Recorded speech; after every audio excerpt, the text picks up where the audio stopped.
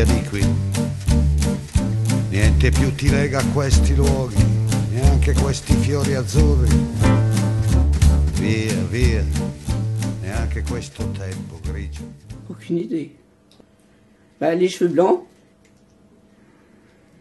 ma taille quelquefois. Et là, je m'en suis rendu compte il y a très longtemps, quand le médecin était plus petit que moi.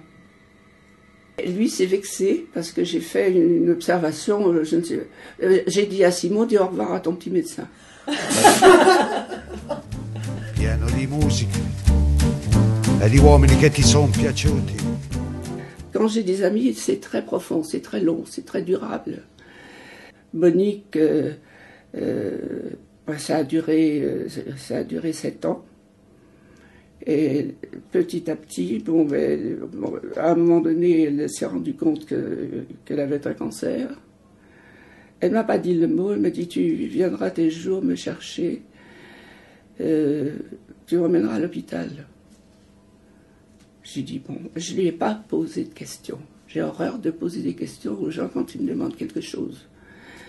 Et elle est partie 2 mois après.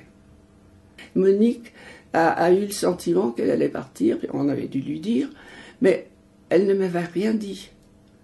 Elle m'avait simplement dit, à la maison de convalescence, un jour, c'est dur de mourir. Alors, j'ai dit, t'en es pas là, écoute, je viens de t'acheter un petit pull, là, un petit peu vieux rose, non, il faut que tu l'uses, etc., enfin, des trucs comme ça. Et le médecin me dit, quels étaient vos rapports? Il m'a posé la question, quels étaient vos rapports avec Madame Richardy? J'ai dit, on était des sœurs de vie. Il me dit, qu'est-ce que c'est que ça, des sœurs de vie? Ce sont des personnes qui, par amitié, l'amitié devenant très forte, deviennent en somme en contact très facile, très permanent, direct, sans explication, sans questionnement. Les choses se passent naturellement. It's wonderful, it's wonderful, it's wonderful. Good luck, my baby, it's wonderful. Oh là là, très vite. Ma mère est partie dans son sommeil. Un jour, papa me téléphone. Il me dit, écoute, on habitait Cergy-Pontoise et eux étaient en Saône-et-Loire. Moi, j'avais ma 2 chevaux. Il me dit, viens vite, maman fait sa valise pour aller et pour retourner à l'hôpital. Je lui dis, écoutez, papa, j'ai 700 km à faire. Je vais vite faire des courses, remplir etc. Et je pars. J'arrive dans l'après-midi. Effectivement, maman sur son lit avait préparé sa valise, ses bijoux, son porte-monnaie, la robe pour se faire enterrer, et puis des bricoles, quoi, un pot de confiture. Chips, chips, da-ti-do-di-do, chi-boom, chi-boom-boom, da-ti-do-di-do, chi-boom, chi-boom. Il y a beaucoup de choses qui impressionnent. Quand j'étais aux Beaux-Arts, j'avais lu Une fille du commandant Charcot. Et un jour, notre prof, on était en atelier de peinture, notre prof me dit, bon, on passe à l'acte, on fait un grand pané, vous achetez une grande toile, et vous me faites le portrait d'une personne que vous aimez. Je venais de lire Charcot. Automatiquement, j'ai fait un grand portrait de Charcot, dans les bleus et les jaunes, je m'en rappelle encore, avec des voiles derrière, des évocations de mer, etc. Et puis, voilà, il m'a inspiré. Voilà, là c'était l'inspiration. Autrement, quand on lit des livres, il y a des gens, même de fiction littéraire, qui vous émeuvent ou qui vous pénètrent. Lire, c'est être pénétré par les... je lis là tout bêtement le roman qui a été fait d'après une grille de la vie de Martine Carroll. C'est John Carroll Oates qui l'écrit, mais c'est un bonheur que de lire cet écrivain, parce qu'elle vous surprend. Et puis elle vous conduit par la phrase à continuer à être curieux. Parce que le roman américain vous fait pénétrer socialement dans la vie des gens. Ils n'en sont pas exclus. c'est presque une vie en volume. Alors tous les écrivains n'arrivent pas à faire ça. Vieni via con me. Entra in questo amore buio. Non perdere. Mozart, ça c'est inévitable. Mozart et Vivaldi. Quand je suis allée à Venise, je suis allée dans l'église que Vivaldi a fait construire pour les petites jeunes filles de l'orphelinat. Il a fait construire une église ovale pour que les chœurs soient bien concentrés, soient bien ramenés à la hauteur des jeunes filles qui chantaient. C'est merveilleux d'imaginer ce prêtre roux qui n'a jamais été plus prêtre que n'importe qui, mais qui a créé en somme sans arrêt. Voilà, c'est Vivaldi, c'est Mozart, Bach, c'est inévitable. On ne peut pas l'écarter, il est fondamental. Alors, voilà. Via. Non perderti per niente al mondo lo spettacolo d'arte. Ah, je suis amoureuse de l'homme aux gants du Titien. Je l'ai toujours été. La première fois que je l'ai vu, même en reproduction, à Nancy, puisqu'il est au Louvre, je me suis dit, le jour où je le verrai, ça va être formidable. J'arrive au Louvre, il y a je ne sais pas combien d'années, je cherche l'homme aux gants, je trouve des difficultés à trouver le Titien. Et puis il y a eu des bouleversements dans la façon dont ils ont exposé la Joconde, si bien que derrière le panneau de la Joconde, il y a 3 hommes aux gants du Titien. Oh, alors là, ça a été...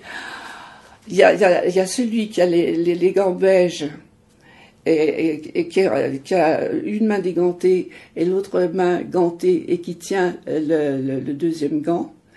Il y a celui qui a les 2 mains posées sur ses genoux et l'autre je ne me rappelle plus. Mais l'homme aux gants du Titien, il y a une simplicité, une beauté.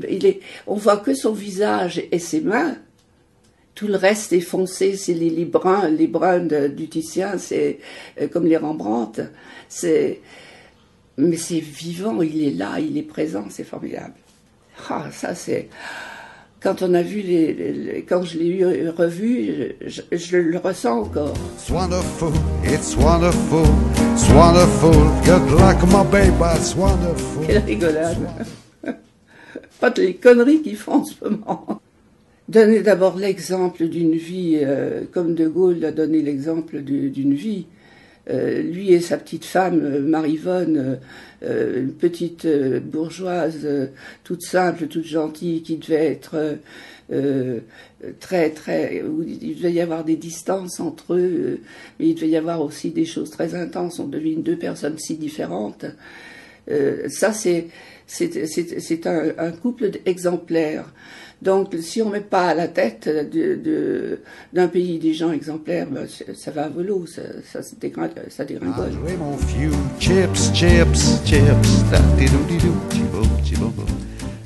C'est déjà le respect des autres, la probité, pas le mensonge. Le mensonge, c'est atroce. Ça, le mensonge, je l'ai vécu avec mon mari. Et je me suis bagarrée pour que mes enfants ne mentent jamais. Et mes enfants, je crois, n'ont jamais menti, même adultes.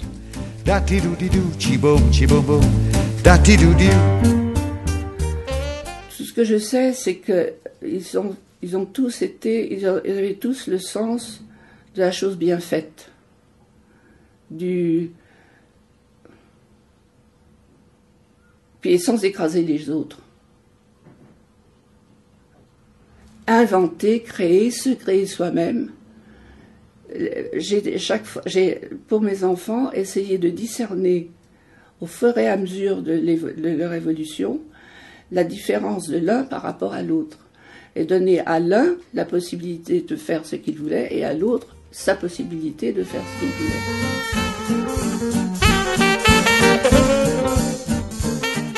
Mon père m'a appris cette liberté d'esprit et c'était un homme libre, lui aussi. À la fin de la guerre, on dit aux soldats qui ont eu telle et telle médaille, la médaille militaire, la croix de guerre, etc., etc. Vous avez le droit de voyager gratuitement dans toute la France par la SNCF. Personne, j'ai jamais entendu quelqu'un en parler. Et papa l'a fait. Et comme papa avait perdu ses parents très jeunes et que c'était un oncle prêtre qui l'a élevé, il lui a dit, bah, écoute, t'as pas beaucoup de sous,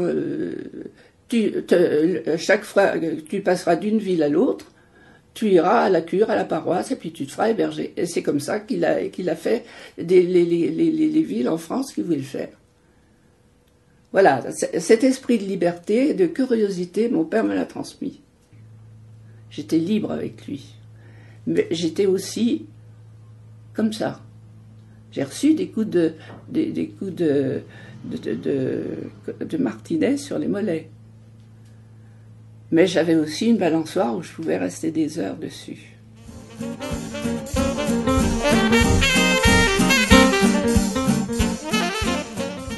Voilà, l'égalité, ça, je ne peux pas y croire.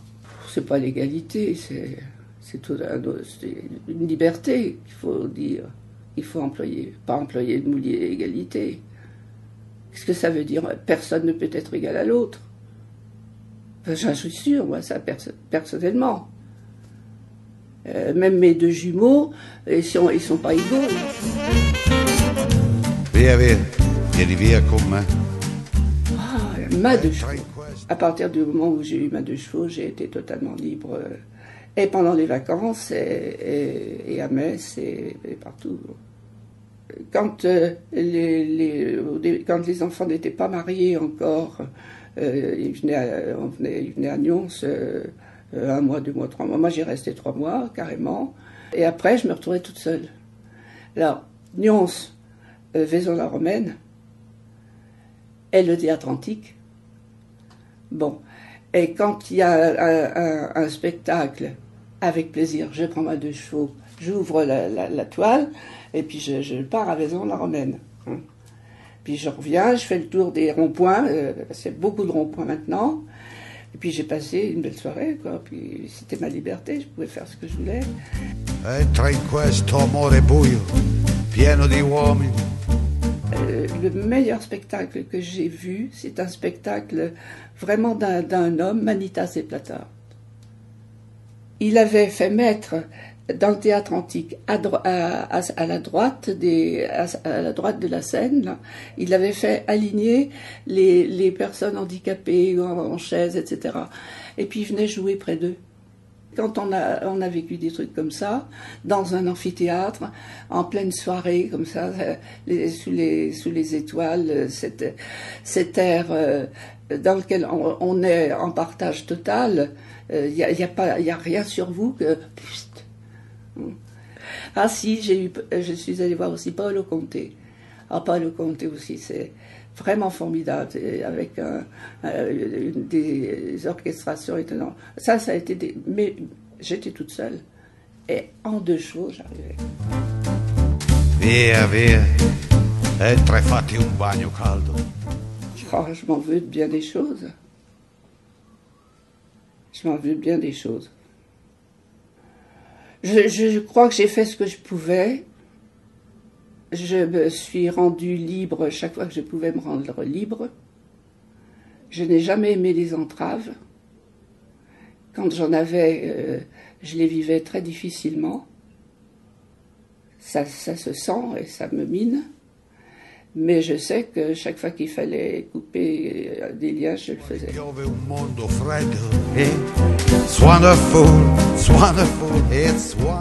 Comprendre mes enfants et puis être à nouveau comprise de mes enfants. Un voyage à nouveau, dans la chaleur, dans le soleil.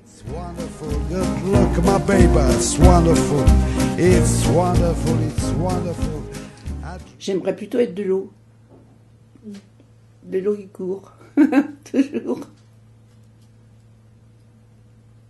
Plutôt un petit ruisseau qui devient grand, voilà, c'est tout.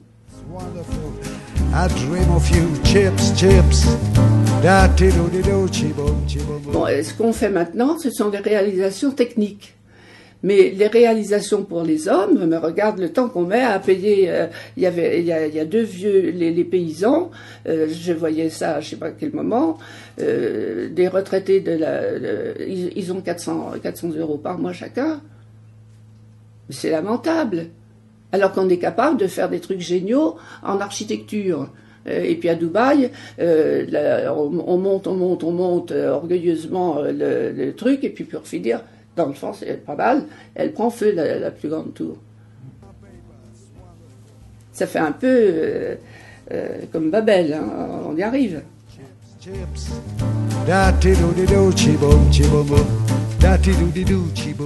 J'ai vu, après Charlie, la douleur de Claude Pelou, pleurer.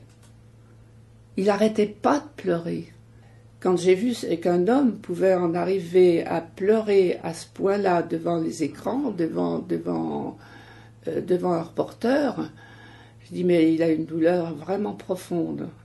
Et c'est beau, je trouve que même dans la douleur, c'est très beau.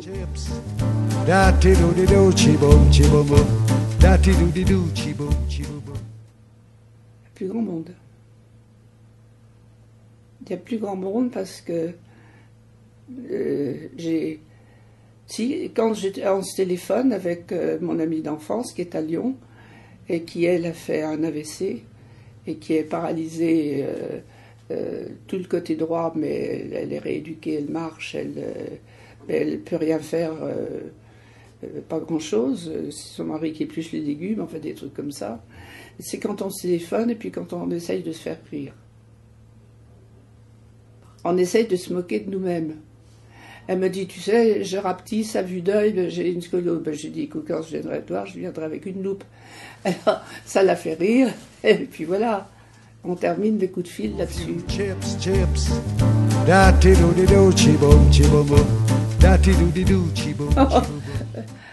Que c'est triste, à part les paysages, à part Tombouctou, des trucs comme ça.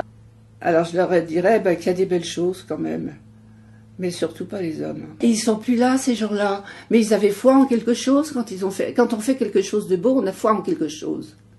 On a foi en la beauté, on fait quelque chose. Tu peux pas faire quelque chose de beau si t'as pas dans le cœur le désir de le faire, ou désir de faire quelque chose qui te plaît. Ils ont fait l'architecture de terre, ça demande un travail. Des mains, des pieds, il faut taper cette terre, il faut la tasser, il faut mettre de la paille dedans, faut enlever l'eau, faut ensuite la couper, c'est comme les briques, tout ça. Ça demande un travail presque spirituel et manuel en même temps, c'est une harmonie.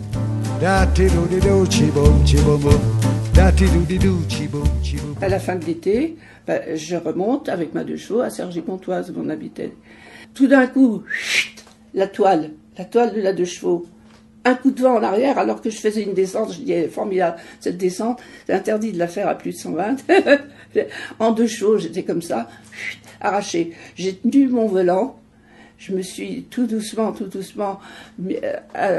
orientée vers le bas-côté, qui était assez large. Et puis, j'ai attendu là. Ouf. Et un camion s'arrête 5 minutes après. Et il me dit, je peux faire quelque chose pour vous, madame? Je lui dis, qu'est-ce que je peux faire, moi? C'est moi qui vous demande ce que je peux faire. Il me dit, vous allez où? Je lui dis, je monte sur Paris, je monte sur Cergy. Alors il me dit, je lui dis, je vais retourner à Dijon pour faire changer ma toile. Et alors il me dit, non, la consigne, quand on est en route, on ne va jamais en arrière, on va toujours en avant. Da-ti-do-di-do, chi-boom, chi-boom-boom. Da-ti-do-di-do, chi-boom, chi-boom-boom. Da-ti-do-di-do.